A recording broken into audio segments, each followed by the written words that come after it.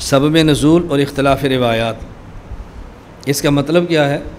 इसका मतलब ये है कि बसा औक़ात कुरान करीम की आयत नाज़िल होती है और मुफ़स्सिरीन उसका शान नुज़ूल लिखते हैं, तो शान नुज़ूल में एक रवायत नहीं कई रवायतें लाते हैं। तो कई रवायतें एक आयत के शान नुज़ूल में क्यों आती है, उसकी वजह क्या होती है? इसका मतलब तारुज़ या टकराव या इख्तिलाफ़ नहीं है, उसकी वजह क्या है, ज़रा इसको समझें। नंबर 1, कुरान करीम की आयत की तफसीर में दो मुफस्सिर फरमाते हैं नज़लतिल आयत फ़ी कज़ा, ये आयत इस बारे में नाज़िल हुई, दूसरा कहता है इस बारे में नाज़िल हुई। असल वजह क्या होती है? एक आयत से कई मसाइल साबित हो रहे होते हैं। वो कहते हैं इस मसला के बारे में, इस मसला के बारे में, इस मसला के बारे में, हालांकि उस आयत से वो जो सारे मसाइल हैं सारे ठीक होते हैं। तो जो जिस आयत से जिस मसले का इस्तेमाल करता है वो कहता है कि ये आयत इस मसला के बारे में नाज़िल हुई थी, तो ठीक है। तीन ने तीन मसाइल इस्तेमाल किए, तीनों के बारे में कह दिया, इसमें तो इख्तिलाफ़ की बात ही कोई नहीं है। मसलन कुरान करीम में है ततजाफ़ा जुनूबुहुम अनिल मज़ाजिअ, कि अल्लाह वाले रात को उठते हैं, तहज्जुद पढ़ते हैं और अपने जिस्म को बिस्तरों से अलग रखते हैं, अपने पहलू अलग रखते हैं। अब ये किसके बारे में? अनस रज़ी अल्लाह ताला अन्हु इरशाद फरमाते हैं ये आयत उन सहाबा के बारे में नाज़िल हुई जो मगरिब इशा के दरमियान नफल पढ़ते रहते थे, जिसे आप अवाबीन कहते हैं। अवाबीन 6 रकात और ज़्यादा ज़्यादा 20 रकात।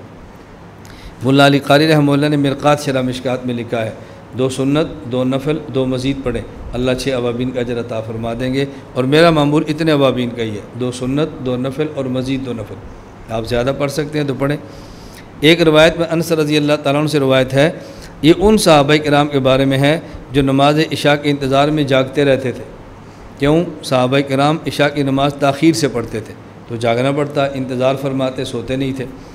और बाज़ दूसरे सहाबा इसे तहज्जुद गुज़ार हज़रात के बारे में करार देते हैं। अब देखो बज़ाहिर इख्तिलाफ़ है लेकिन इख्तिलाफ़ नहीं है। क्यों? मगरिब के बाद जागे और न लेटे, इशा के इंतज़ार में जागे और न लेटे, तहज्जुद के लिए जागे और बिस्तर पर न लेटे, तो तीनों ठीक है।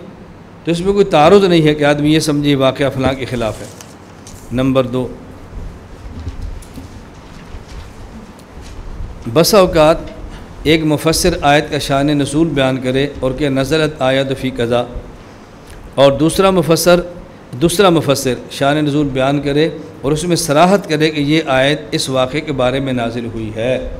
यानी एक ने फ़ी कज़ा कह दिया और सराहत नहीं की, और एक मुफस्सिर उसमें तसरीह करता है, तो ज़ाहिर है जिसकी तसरीह होगी उसको इजमाल के ऊपर तसरीह को फ़ौक़ियत होती है और उसको वजह तरजीह मौजूद होती है। मसलन कुरान करीम में है निसाउकुम हर्सुल लकुम फ़ातू हर्सकुम अन्ना शिअ्तुम, तुम्हारी बीवियाँ ये तुम्हारी खेतियाँ हैं और अपनी खेती को किसान जैसे चाहे इस्तेमाल करे। हज़रत अब्दुल्लाह बिन उमर रज़ी अल्लाह ताला अन्हुमा फरमाते हैं सही बुखारी में बाबुन निसाउकुम हर्सुल लकुम के तहत कि ये जो आयत नाज़िल हुई है ये औरत के साथ पिछली जानिब से सोहबत के बारे में नाज़िल हुई, अब्दुल्लाह बिन उमर फरमाते हैं। और बाज़ हज़रात अब्दुल्लाह बिन उमर रज़ी अल्लाह ताला अन्हुमा की इस बात से ये समझा कि अब्दुल्लाह बिन उमर वती फ़ी दुबर के कायल हैं, औरत को पुष्ट की जानिब इस्तेमाल करने के कायल हैं। हालांकि ऐसी बात हरगिज़ नहीं है, अब्दुल्लाह बिन उमर रज़ी अल्लाह ताला अन्हुमा इसके कायल नहीं है। क्यों? हज़रत अब्दुल्लाह बिन उमर रज़ी अल्लाह ताला अन्हुमा से बिल्कुल ये सराहत है तफ़सीर इब्न जरीर तबरी के अंदर कि अब्दुल्लाह बिन उमर रज़ी अल्लाह ताला अन्हुमा से पूछा एक शख्स ने कि इन्ना नश्तरिल जवारिया फ़नुहम्मिज़ु लहुन, कि हम बांदियाँ ख़रीदते हैं और उनसे तहमीज़ करते हैं। अब्दुल्लाह बिन उमर ने पूछा वमत तहमीज़, तहमीज़ क्या है? कहा जी फिद्दुबर, हम औरत को पिछली जानिब से इस्तेमाल करते हैं। और मैं उफ़ यफ़अलु ज़ालिका मोमिन यफ़अलु ज़ालिका मुस्लिम, क्या मोमिन और मुस्लिम भी इतना गंदा काम कर सकता है? अब इससे मालूम होता है कि अब्दुल्लाह बिन उमर इसके कायल नहीं है रज़ी अल्लाह ताला अन्हुमा। लेकिन मसला ये है कि अब्दुल्लाह जब ये आयत के तहत वाक़यात अब 2 किस्म के आ रहे हैं। नंबर 1, अब्दुल्लाह बिन उमर रज़ी अल्लाह ताला अन्हुमा ने सिर्फ इतनी बात की है कि ये इस बारे में नाज़िल हुई है। यानी क्या मतलब? औरत के साथ वती व दुबर की हुर्मत को बयान करने के लिए नाज़िल हुई है, हिल्लत और जवाज़ के लिए नाज़िल नहीं हुई। लेकिन पूरा वाक़या बयान नहीं फरमाया, वाक़या क्या था, तसरीह क्या थी, क्या चीज़ पेश आई है, क्यों नाज़िल हुई है। मुजमल बात फरमा दी कि ये आयत इस मसले के बारे में नाज़िल हुई बस।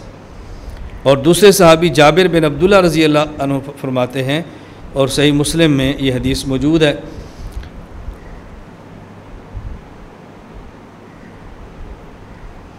कि यहूद मदीना का नज़रिया था कि कोई औरत से उसका शौहर सोहबत करे।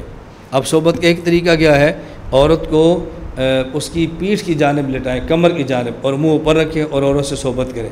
और दूसरा तरीका क्या है, औरत को मुंह की बाल लिटाए और सोहबत उसके फ़र्ज अगले हिस्से में करे, लेकिन करे पीछे से। तो उनका नज़रिया ये था कि जो इस तरह अपनी बीवी से सोहबत करता है उसका बच्चा भींगा होता है, आंखें उसकी कुछ चुंदिया होती हैं, कुछ देखता है कुछ नहीं देखता, भींगा आंखें उसकी टेढ़ी होती हैं। ये उनका नज़रिया। इस पर आयत नाज़िल हुई, निसाकुम हर्सुल लकुम फातु हर्सकुम अन्ना शिअ्तुम, ये तुम्हारी खेती है, तुम जैसे चाहो इस्तेमाल करो, चाहो करवट के बाल लिटाओ, चाहो पेट के बाल लिटाओ, चाहो तुम इनको कमर के बाल लिटाओ, तुम्हें पूरा इख्तियार है। आप हैरान हो गए, अल्लामा सयूती रहमतुल्लाह ने किताब लिखी है, उसमें 121 तरीके जिमा के लिखे हैं, 121 तरीके, और वो किताब हमारी लाइब्रेरी में मौजूद है। ये बात समझ आ गई आपको? अब निसाकुम हर्सुल लकुम का शान नज़ुल क्या है, जाबिर बिन अब्दुल्ला वाला क्यों, उसमें वजाहत है कि इस वाक़े के बारे में नाज़िल, और अब्दुल्ला बिन उमर रज़ी अल्लाह तआला अन्हु वाला इजमाल है, लिहाजा हम तरजीह इस वाक़े को पेश करेंगे।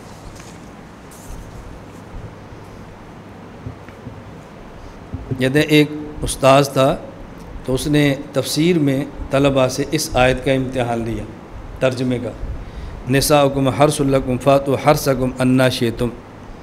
तो उस्ताद ने कहा कि देखो, कुरान करीम की आयत से मालूम होता है कि औरत से जमा फिल फ़र्ज करें या वती फ़िल दुबर करें, दोनों जायज़ हैं।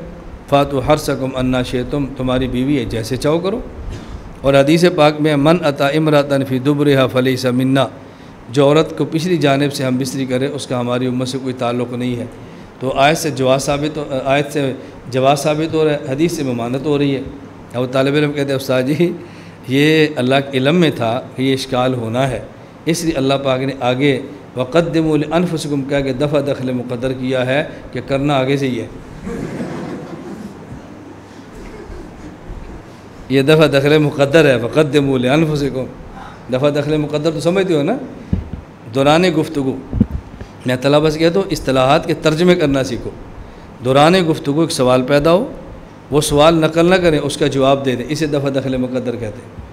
और जो इस्तिलाहात की ताबीर मैं आपकी खिदमत में पेश करूँगा ना, आप दुनिया भर में जाएँ फिर ताबीरात पूछें तो आपको अंदाज़ा होगा कि हमारी ताबीरात आसान कितनी है। देहाती भी समझते हैं, बच्चे भी समझते हैं, बूढ़े भी समझते हैं, याद ना कर सके तो मजलिस में बैठ के मसला समझते हैं कि उन्हें क्या बात समझाई। अब ये बात ऐसी है कि आप बाहर बताओ, क्यों छुपाते हो आप? ज़ुब्दतुश शमाइल मेरी किताब है, शमाइल तिरमिज़ी की शरह, ये 9 दिन में लिखी है और जेल के अंदर मैंने लिखी है, आप ज़रा देखिए इसको, और जेल की मेरी तसनीफ़ है। तकरीबन तमाम मशाइख के एक नुक्ता इत्तेफाकी है कि मौलाना इलियास घुमन साहब को मुश्किल बात आसान लफ्ज़ों में समझाने का खुदा ने सलीक़ा दिया है और उसका उन्हें इस किताब के अंदर इस्तेमाल फरमाया, इसलिए ज़ुब्दतुश शमाइल को बहुत आसान कर दिया। हमारे यहाँ ज़ुब्दतुश शमाइल बड़ी मुग़लक़ किताब शुमार होती है और बड़ी मुश्किल से शुमार होती है, क्योंकि इल्मी मबाहिस नहीं है, इसलिए इसको आसान समझ लेते हैं। आप ज़ुब्दतुश शमाइल के बैठ के तो मुताला फरमाना तो आपको अंदाज़ा हो कितनी आसान है। अब देखो मेरी ख्वाहिश है, लेकिन मेरे बस में नहीं है कि दौरा हदीस के हर तालिब इल्म के पास ये किताब, अगर इस किताब को देख लेना तो शमाइल खुलासा उसके पास होगा, कितना आसान काम। लेकिन मैं इस उलझन में नहीं, क्यों नहीं है, मुझे पता है देर लगती है, आज कल मेरी ज़िंदगी में मेरी मौत के बाद देर लगेगी। ऐसे जामियात हैं जिनने इस किताब को दौरा हदीस के तमाम तलबा में मुझसे ख़रीद कर मुफ्त तकसीम किया है, ख़रीद कर ये किताब तलबा के पास होनी चाहिए। हमारा ज़ौक़ ये है कि जो चीज़ें ज़हन में उसको लिख दो लिख दो लिख दो, बाहर आज नहीं, कल नहीं, परसों नहीं, एक नहीं, दूसरा नहीं, तीसरा बंदा, कोई तो उनसे इस्तिफ़ादा करेगा ना। ला इलाहा इल्लल्लाह, ला इलाहा इल्लल्लाह, ला इलाहा इल्लल्लाह, मा लना रब्बुन सिवा, ला इलाहा इल्लल्लाह, ला इलाहा